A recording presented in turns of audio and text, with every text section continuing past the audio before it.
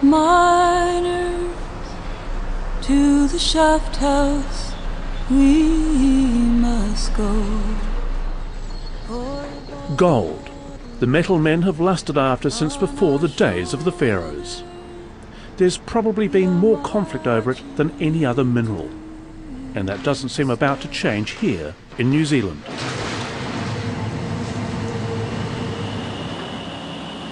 Once again, it seems that the Coromandel is going to be the front line in the battle to mine or not mine. It's a familiar role for the country's playground peninsula, mined almost continuously right up to the present day. And today's miners want to keep that momentum. Hard rock miners, to the shaft house we Contained in one of these must go. enormous trucks, up to 100 tons, to extract 5 teaspoons of a gold-silver alloy. So it takes more than a few truckloads to arrive at one of these ingots. So this is the finished product. A bar weighing about 20 kgs, 80% silver, 20% gold, and worth around $200,000.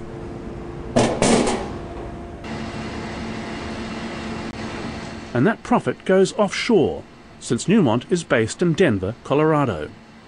The ingots are shipped under high security and secrecy to Western Australia, where the Perth Mint separates out the gold and silver, and $50 or $60 million flows discreetly back to America. Although $3 to $4 million a year in royalties is paid directly to the New Zealand government, the output from the Martha mine incurs no royalties at all because of the nature of the existing licence. At present, it is only the underground Favona mine that pays royalties to the government. It's $3 to $4 million a year in royalties. It's really bugger all. It is, but that negates the fact you pay $24 million other dollars in terms of tax.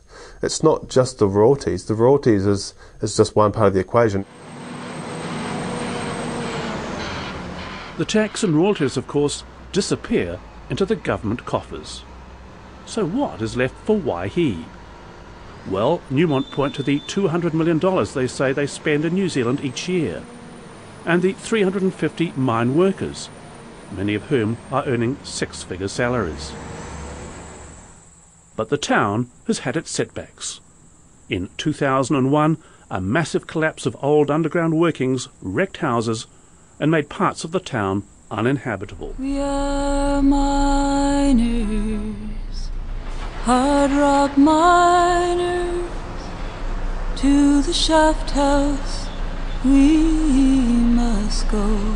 And a recent report from the University of Queensland, commissioned by Newmont, found that over half the people of working age in the town are on benefits of one kind or another, twice the number of the neighbouring town of Paeroa. It also found that the majority of people who do have jobs earn less than $20,000 a year. And it observed that the town has a high rate of alcohol, drug and mental health issues. If it's as good as you say it is, why are so many people here pretty much living on the breadline? Those social issues occur in every town. We are miners. There is some economic spin-off. It's silly to deny that, but what I'm saying is that it's so uneven that the vast bulk of people don't actually get those benefits. And that's the real question, isn't it, for New Zealand? How's the average person in New Zealand going to benefit from this? And the evidence from Waihi is that they just don't. We are miners. Despite its tourist potential as a stark vision of what humans can accomplish, a huge open-cast mine, almost 300 metres deep, couldn't be described as pretty. With the government suggesting mining on sensitive lands as the answer to New Zealand's development, the fear is that mines like this could crop up on protected land near you.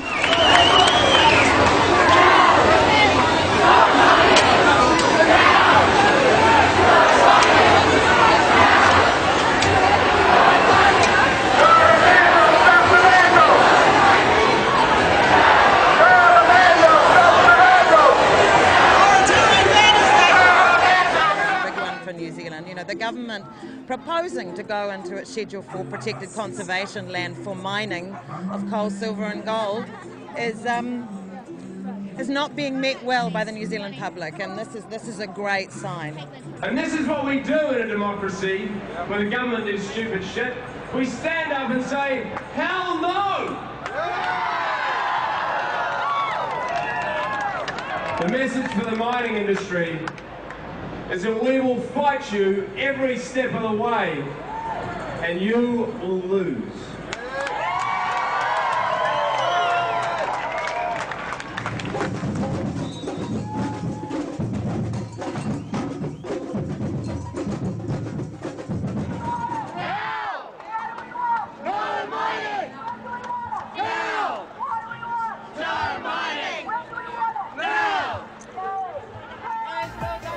At present, when it comes to the Earth's ecology, for the environment, the victories are temporary and the defeats permanent.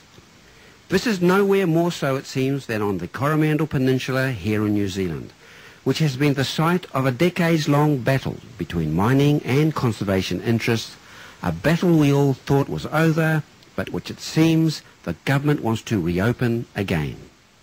This is like deja vu, where the local community that has implacably opposed such large-scale desecration has to again stare down gold miners and national government interests to be free again to live sustainably amidst nature. I really hope that the government hears that we do not want mining in our conservation land, and we do not want the government to be digging up coal in our national park. That's got to be the most stupid decision today, given the realities of climate change. The government is out of touch with New Zealanders, and they're completely out of touch with 21st century reality. Take a journey yourself into these mining areas, if they will let you. The beauty that once was in all the rivers and streams has been especially despoiled and ruined by the chemical compounds that the mining companies use to extract their mineral of choice. And who really benefits from all the mining? Can you tell me of some instances of where this wealth has gone out into the community to sustain it, especially as we converge on a global ecological, economic and societal tipping point? And how does the local community gain a sustainable living?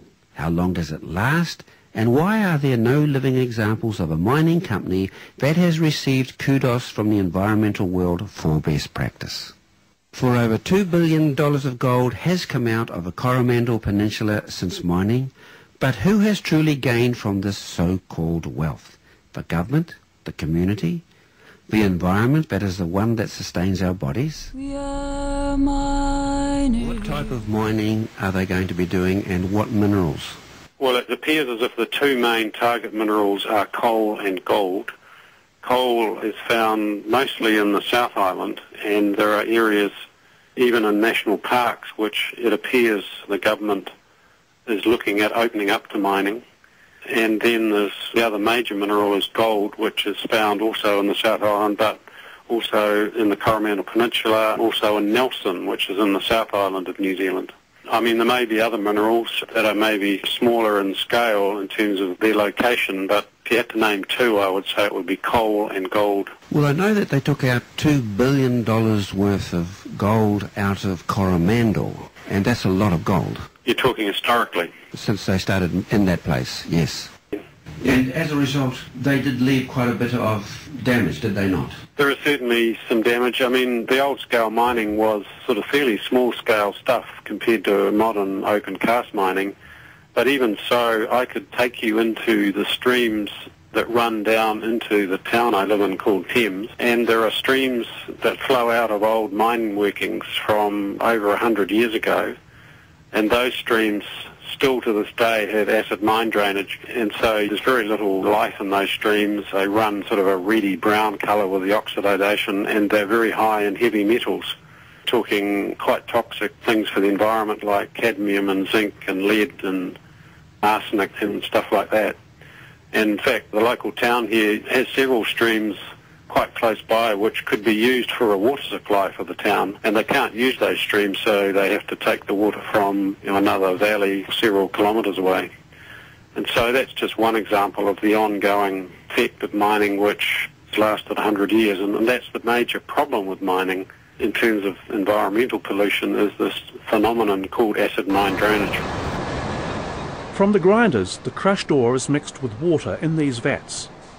A cyanide extraction process winnows the gold from the sludge. And the waste matter, known as tailings, is dumped in specially built dams. 2 such dams at Waihi contain around 40 million tonnes of waste and rock. These tailings dams and the processing plant could well continue as part of Newmont's further operations in the Coromandel. And a history of failure of tailings dams has been the Achilles heel of New Zealand mining. We seem to have short memories, but it was only 13 years ago that the tailings dam at the Golden Cross mine just near Waihi, a huge structure in a steep valley, was sliding down the hill. Now they've stabilised that, but it's still moving, and there's an environmental disaster waiting to happen at that site. We are miners. And unfortunately it would probably be after the company can say, oh well, we've rehabilitated the area, we've moved it all off and we've put some nice grass on it, and look, we've got cows grazing on it. How wonderful we are. And meanwhile all these problems are bubbling away under the surface, hidden away from view. And that's the problem in terms of public perception, because people are taken on tourist trips to the Waihi mine and they're showing all this lovely grass and all these cows grazing and sheep, and the average Joe citizen thinks, oh well, that's great, the company's doing a fantastic job, and meanwhile there are issues bubbling away below. Dennis Tegg says the major problem with tailings dams is the possibility of the leaching of toxic material, what he calls acid rock drainage. Acid rock drainage is the pollution that comes out of mine tailings if you allow oxygen and water to make contact with it. And we have the example from the Tui mine of what that's like. And that is a very tiny underground mine that was closed in the 1970s. There's only 90,000 cubic metres of tailings from the Tui mine, and it's costing something like $17.5 million to remediate. It's New Zealand's most toxic site. The Waihi tailings dam has something like 40 million tonnes of tailings in it. Can't you feel the rock dust in your lungs? Dennis, who benefits from all this? Well, a very good question. We've now had a mining company operating in New Zealand for 20-odd years, just over 20 years, in this town called Waihi. And they have dug this huge open pit almost right in the centre of the town. It's about 200 metres or feet, I can't quite remember how deep it is, but it's a huge hole if you stand on the edge of it. And they have been operating that mine using open cast methods. And they have constructed a tailings dam, and they feed the waste rock and whatever in a large conveyor belt to a processing plant, and then have dumped the tailings from the mine into this tailings dam. So all that's been going on for 20-odd years, and the company is obliged to do a social impact report every couple of years just to gauge what's happening in the community. So this is the company's own report, has just been issued towards the end of 2009. It was done by the University of Queensland in Australia, and that shows some remarkable results. So whilst there may be some people who benefit from having a mine like this in their town, and there'll obviously be some business people and others, and there's probably quite a lot of money spent in the town, the problem is that those benefits don't actually go to the people who really need it. And so the clear evidence from this report is that there are, in fact, worse levels of social deprivation and poverty in this town than there were sort of even 5 years ago. And so this idea that somehow everyone gets wealthy from mining has just proved not to be the case. And in a way it's a mirror image, if you like, of what happens with nations. It's called the resource curse, where nations which have oil or gas or minerals often end up actually being poorer than the ones that don't have them for the vast bulk of the population. And wouldn't the mining company write everything off as a tax loss and depreciation? Well, there have been some examples of that in another mine. I could come to that in a minute, but I mean, obviously, you know, there are wages paid and so on, and there are some benefits. It's silly to say that there aren't any. The point I'm making is that they don't filter down to the people who really need it. So whilst there's some employment, for example, those are usually highly skilled mining jobs, people who can operate heavy machinery and so on. And what tends to happen is the people who take those jobs come from outside, or they come from Australia or some other mining operation. And the locals, I mean, if you're thinking about a mine like this improving the unemployment level in a town, well, you can forget it. It just doesn't happen. And that's a proven fact from the company's own social impact report. So the degradation from a mining operation of all the rivers polluted, etc., it could cost $4 million just to clean that up. Well, in fact, it cost a hell of a lot more than that. We have a prime example of that from a mine on the Coromandel of a town called Te Araha. It's about 30 or 40 years ago now, I think. That company went broke, and it was mining in the conservation land above the town, and it basically just walked away from the problem. Now, I must say the law has changed a bit and the environmental controls are stricter now, but even so, if you just want to talk about the scale of the problem and how much it costs to fix it, that operation has caused major acid mine drainage, and there are all sorts of problems with the stability of the tailings dam, etc. And it's poisoned the town's water supply.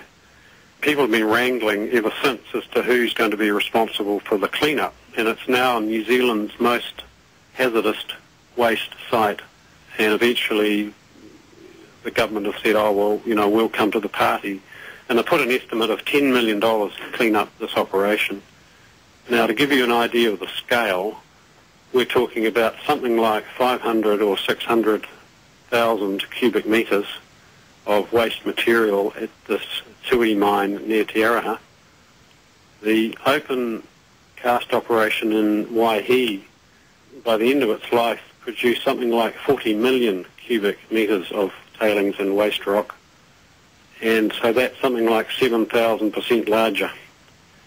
So if a tiny mine that goes wrong can cost $10 million, imagine what the cost might be for a huge operation like the current operation in Waihi. If that goes wrong, I mean, it's mind-bogglingly huge what might be involved in trying to clean it up. And I, in fact, would say that it's probably impossible if something goes wrong in terms of acid drainage with a mine of that size to actually clean it up. I just don't think technologically there's the ability to do that.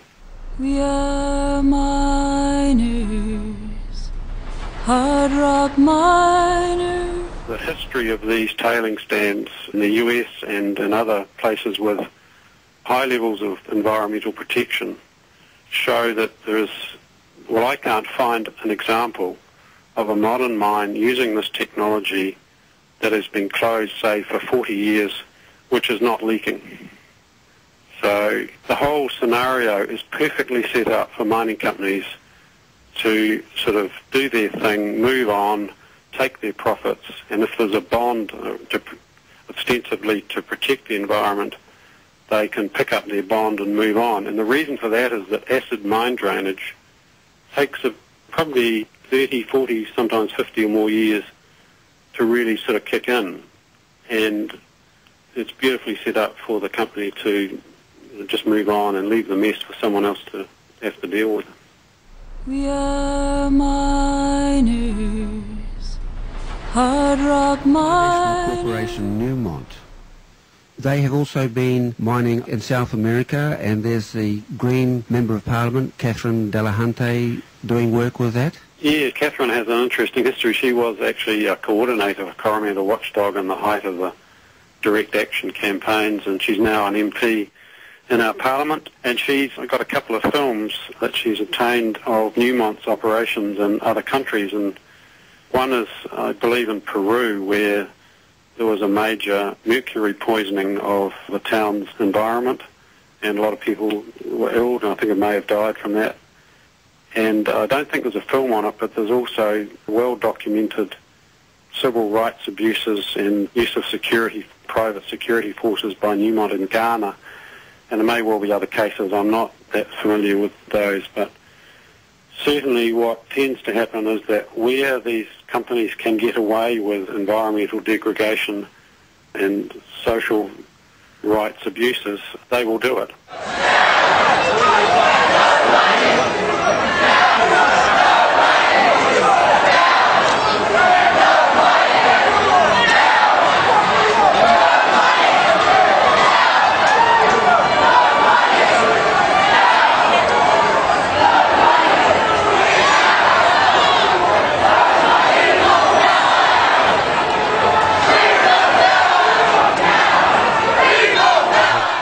Very serious direct action. It was non-violent direct action, but it was, people occupying drilling rigs and bridges and blockading bridges and so on. So that will all happen again. There's no question about that.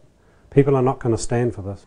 Yes, I feel like I'm dying from mining for